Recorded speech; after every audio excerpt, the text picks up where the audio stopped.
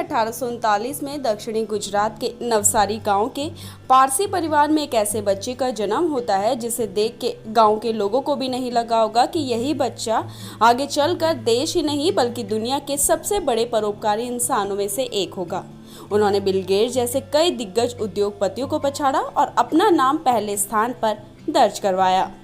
नमस्कार, मैं मंजू रुधियाल और आप सभी का स्वागत है सॉलिड संचार में। आज हम बात कर रहे हैं भारत के दिग्गज उद्योगपति और टाटा के संस्थापक जमशेदजी टाटा की, जो भारत ही नहीं बल्कि दुनिया के सबसे बड़े परोपकारी इंसानों में से एक है। 1868 में 21,000 रुपए से खुद का व्यवसाय शुरू करने वाले जमशेदजी ने सबसे पहले दिवालिया तेल के कारखाने को खरीदा और उसे एक रुई के कारखाने में तब्दील कर दिया, जिसका नाम बदलकर उन्होंने रखा अलेक्जेंडर मिल। फिर इसी कारखाने को उन्होंने 2 साल बाद खासे मुनाफे में बेच दिया।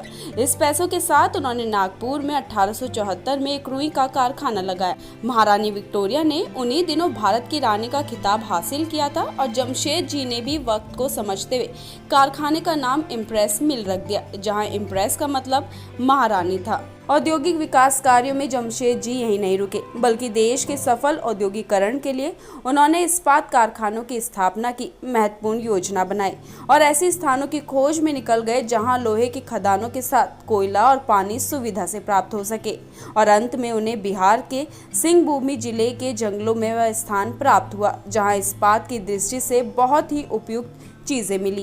ताज होटल के बारे में तो आप सभी लोगों ने सुना होगा, लेकिन कभी आपने सोचा है कि ताज होटल को किस मकसद से बनाया गया था और उसको बनाने वाले इंसान कौन थे? अगर नहीं जानते तो ये रिपोर्ट आपके लिए है। विश्व प्रसिद्ध ताजमहल होटल सिर्फ मुंबई नहीं बल्कि संपूर्ण भारत में फेमस है, क्योंकि ताजमहल होटल के निर्माण के पीछे एक रोचक कहानी जो छुपी है। सिनेमा के जनक लुमायर भाइयों ने अपनी खोज के 6 महीने बाद अपनी पहली फिल्म का शो मुंबई में प्रदर्शित किया था। वैसे तो वो ऑस्ट्रेलिया जा रहे थे, लेकिन बीच रास्ते में उन्होंने मुंबई में भी शो रखने की बात सोची। 7 जुलाई 1896 को उन्होंने मुंबई के तत्कालीन आलिशान वॉटसन होटल में अपनी 6 अलग अलग फिल्मों के शो आयोजित किए। इन शो को देखने के लिए मात्र ब्रिटिश लोगों को ही आमंत्रित किया गया था, क्योंकि वॉटसन होटल के बाहर एक तख्ती लगी रहती थी जिस पर लिखा होता था कि भारतीय और कुत्ते होटल में नहीं आ सकते। रंगभेद की इस घृणित नीति के खिलाफ उन्होंने आवाज भी उठाई। इस घटना के 2 साल बाद ही वॉटसन होटल की सारी शोभा धूमिल कर दे एक ऐसा भव्य ताजमहल होटल का निर्माण जमशेदजी ने शुरू करवा दिया। 1903 में यह अति सुंदर होटल बनकर तैयार हो गया। कुछ समय तक इस होटल के दरवाजे पर भी एक तख्ती ही लटकती थी जिस पर लिखा होता था कि ब्रिटिश और बिल्लियां अंदर नहीं आ सकती। तत्कालीन मुंबई में ताज होटल की इमारत बिजली की रोशनी वाली पहली इमारत थी, इसलिए इसकी चकाचौंध हर किसी को अपनी ओर आकर्षित करती थी। इसकी गणना संसार के सर्वश्रेष्ठ होटलों में की जाने लगी। जमशेदजी का यह उद्यम उनके अन्य उद्यमों की तुलना में बिल्कुल अलग था। सच तो यह था कि वो इसे उद्योग की तरह चलाना नहीं चाहते थे, इसलिए उन्होंने खर्च का भी हिसाब नहीं लगाया। भारतीय उद्योग का जनक कहे जाने वाले जमशेदजी टाटा नमक से लेकर सॉफ्टवेयर तक बनाने वाले कारोबारी समूह टाटा के संस्थापक थे। उनके परोपकारी कार्यों की शुरुआत 1892 में हो गई थी, जहां उन्होंने उच्च शिक्षा के लिए HN टाटा एनरोलमेंट की स्थापना की। यह संस्था ही टाटा स्ट्रीट की बुनियाद बनी।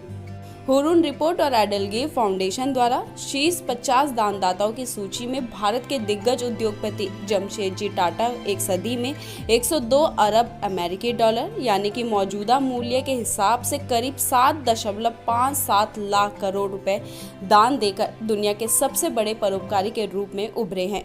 परोपकार के मामले में जमशेदजी टाटा बिल गेट्स और उनकी पूर्व पत्नी मेलिंडा जैसे दूसरे लोगों से काफी आगे हैं, जिन्होंने 74.6 अरब डॉलर दान किए। इसके अलावा इस सूची में निवेशक वॉरेन बफे, जॉर्ज सोरस और जॉन डी रॉकफेलर के नाम शामिल हैं। इस सूची में एकमात्र अन्य भारतीय विप्रो के अजीम प्रेमजी हैं, जिन्होंने परोपकारी कार्यों के लिए लगभग 22 लाख अमेरिकी डॉलर दिए।